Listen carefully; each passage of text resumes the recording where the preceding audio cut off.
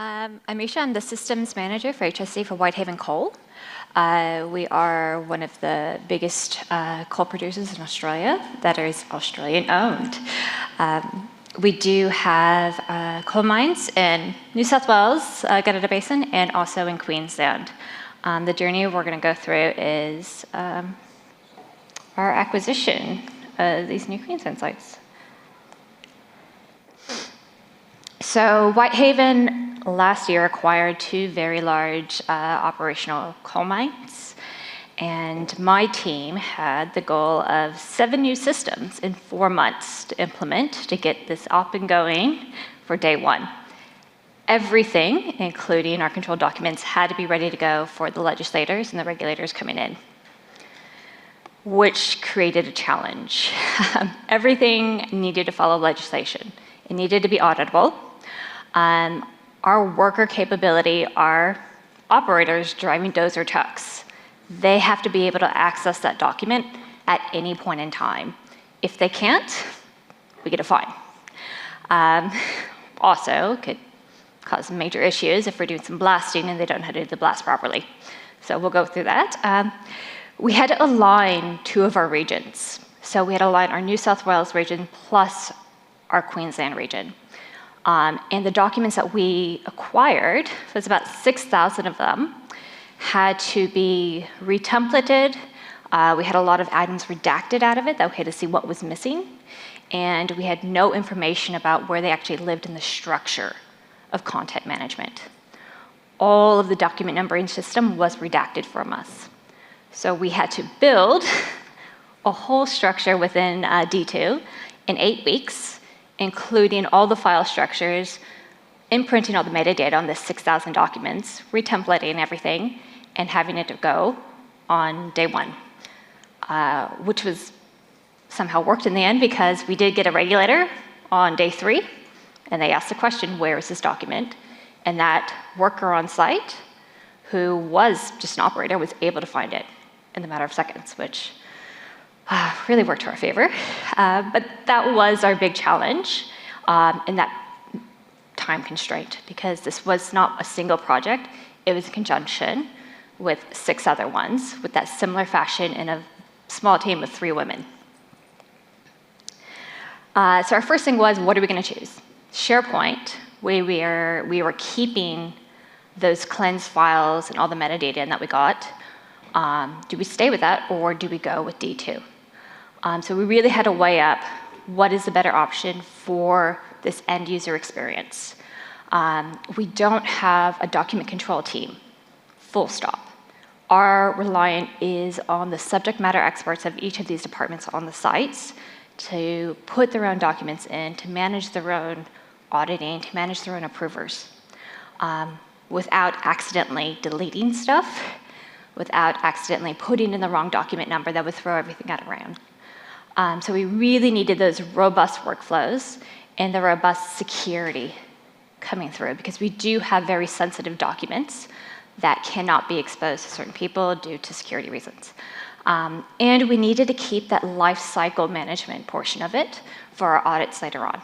Because if something goes wrong on one of these sites, they will go back to our policies and procedures and make sure that it is coherent to what's happened. So we really did have to focus on that. And we decided to go with that D2.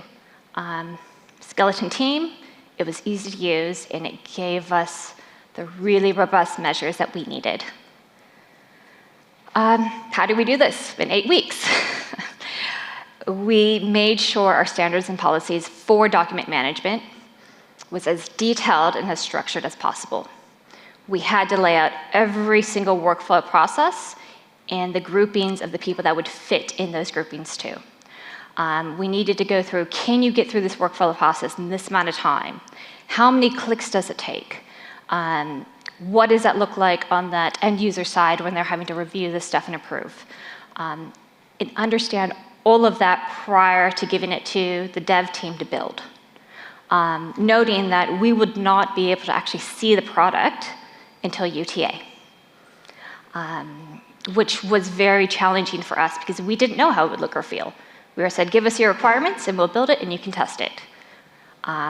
We had to give OpenText a lot of our trust that they knew what they were doing, and make sure that our notes and our details were spot on, so we wouldn't have to do any rework within those 8 weeks, because we did not have time.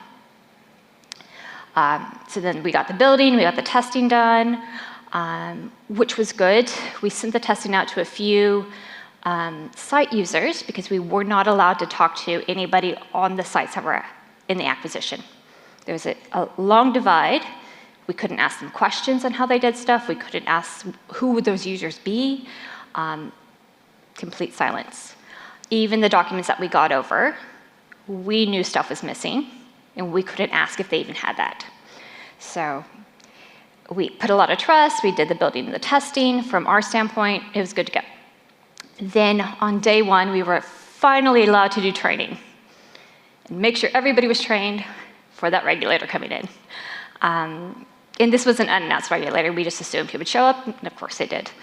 But thankfully, all that extra work we did and all the extra testing and all of that putting our place in that end user really paid off, because the acceptance of the documentum coming through was open arms.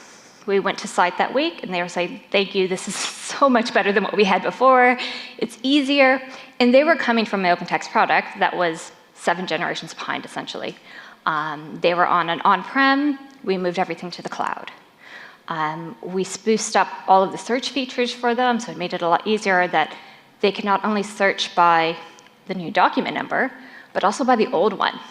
So we went through and we added spaces in there, because people knew particular documents by their old names, and they knew particular documents by other references. We made sure we kept that metadata in there to really help with that transition and that search. With the execution, our biggest problem was our AD team, where they couldn't even log on. So it's like, oh, everything here is working great. It's not our systems. It's IT's problem. But the execution itself was fantastic. We're very happy with that. And still to this day, those sites run their own document control. It is skeleton. We don't have to worry about that. And we trust them, and they appreciate the fact that we're not that, there's no middleman. They need a document in it. They put it in themselves. They take ownership of those workflows. They take ownership of the reviews and the approvers of that. We don't need to touch it. Where do we need to go next? There's AI out there that I can see, and I really want OpenText to understand this from our point of view, is revision changes. So if you have documents that have massive revision changes between the two, have a warning and communication go out to that particular team that it involves. Too many times we see corporate teams put through new documentations and policies and not notify anybody else of the massive changes that would affect their daily activities. And because everything is already digitalized, AI can pick that up. AI can summarize, hey, between these 2 documents, it's a 50% chance here that there's change, and here's a summary of the change. And I automatically already know what department this goes to based off that file structure. So we'll send out an email letting know that department, this change. Other things is when a document is misaligned to that corporate document. So sites are allowed to have their own procedures and policies, and sometimes there is misalignment between what corporate says you should do and what sites say you should do. Having warnings where the parent document is linked, saying, by the way, there's a misalignment here. You need to fix the content because it's not proper, would be great usage of the AI technology that currently exists out there. Helpers. So a lot of times you do have particular audiences write documentation, but they're not really thinking about that end user of who's going to be using that document. And the discrepancy here is your corporate reading level should be about the range of a year 10. Our operators are down to the year range of like a year 2. If you have a corporate team writing a year 10 document, and you have a year 2 person there, how much content are they actually going to absorb? Or is it a tick and flick, I'm done with that? using AI, who can already tell us what content this year is there. But putting another measure in place, saying, here you go. This is a year 2 person that you're sending this to. Let's change the wording down. Let's simplify it to be a useful document, not something that just sits and collects dust.